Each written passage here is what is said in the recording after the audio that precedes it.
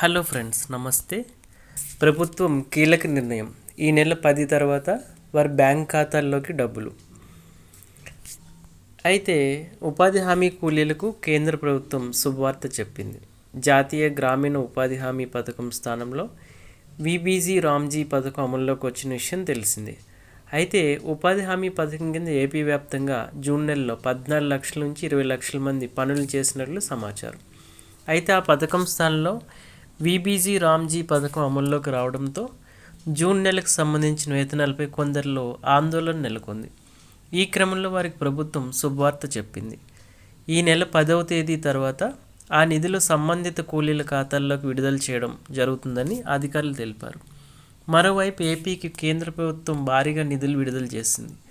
రాష్ట్రంలో విబీజీ రామ్జీ పథకం అమలుకు కేంద్రం ఈ నిధులు ఇచ్చింది. దాదాపు 1414.16 కోట్లు విడుదలయ్యాయి.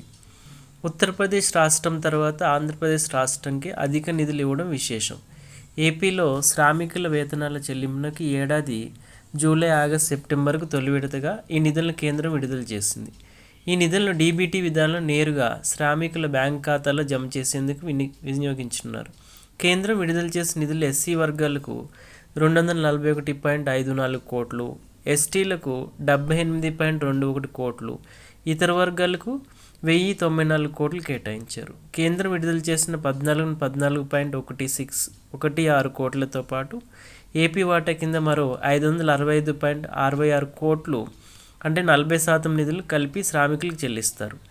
పనులకు సంబంధించి అన్ని వ్యయాలు విబీజీ రామ్జీ సాఫ్ట్వేర్ పిఎఫ్ఎంఎస్లో నమోదు కావాలని, శ్రామికులకు ఎలాంటి డబల్ చెల్లింపులు జరగకుండా అధికారులు చర్యలు తీసుకోవాలని కేంద్రం ఆదేశించింది. రాష్ట్ర ప్రభుత్వం ఈ నిధులు విడుదల చేస్తేనే శ్రామికుల ఖాతాల్లో వేతనాలు జమ చేస్తారు. Hello friends.